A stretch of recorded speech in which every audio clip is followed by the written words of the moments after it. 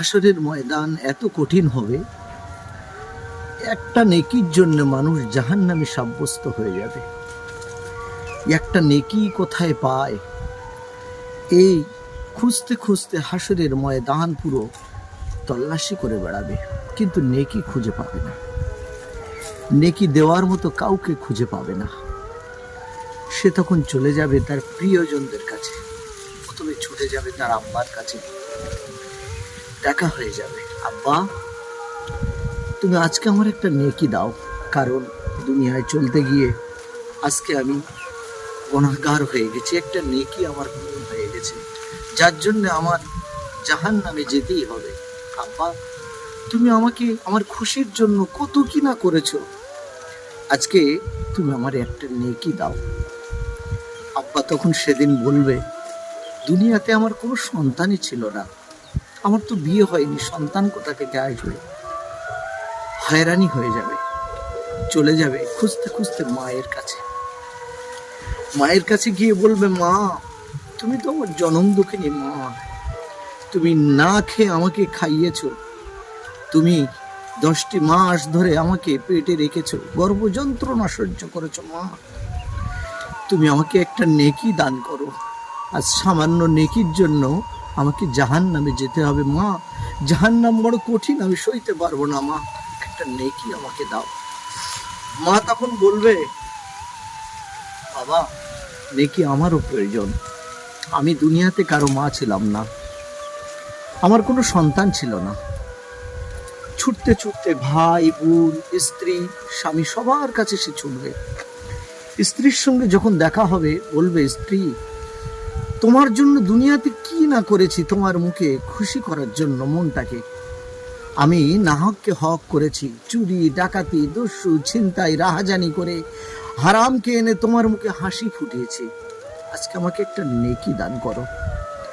সেদিন কি কেউ দেবে না, কিন্তু সে তখন পেরেশানি হয়ে ছুটতে থাকবে, বিভিন্ন হয়রানি হয়ে যাবে যে আমি জাহান্নামী হয়ে গেছি। তখন আল্লাহ যাকে বাঁচাবে না, তাকে যে কোনো ওসিলায় বাঁচিয়ে দেবে। কিয়ামতের ময়দানে তার এমন এক বন্ধুর সঙ্গে দেখা হয়ে যাবে, যে বন্ধু 99টা গুনাহ আর একটা মাত্র নেকি, 99টা গুনার একটা নেকির মালিক। দেখা হয়ে যাবে যে বন্ধু কি ব্যাপার, এত পেরেশানি কেন?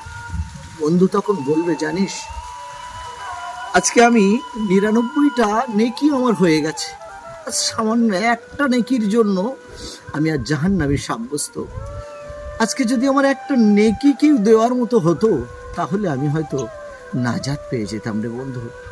ওই সময় সেই ব্যক্তিটা বলবে, শোন এই কথা, আমার কাছে আয়, যা আমার একটা নেকি আমি তোকেই দিয়ে দিলাম, যা এই নেকিটা আমি তোকে দিয়ে দিলাম, যা তুই জান্নাতে চলে যা।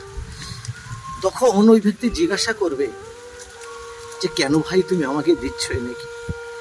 তখন বললে যে, দেখ দুনিয়াতে এমন কোনো পাপ করিনি, এমন কোনো পাপ বাকি নেই যেটা আমার দ্বারা হয়ে গেছে। আজ আমি হাজার হাজার পাপ করেছি, আর শুধু একটা নেকি, সামান্য নেকিটুকুনি আমার আছে, যে নেকি আমাকে জান্নাত পর্যন্ত নিয়ে যেতে পারবে না, আল্লাহর শাস্তি থেকে বাঁচাতে পারবে না। নেকিটা কি হবে?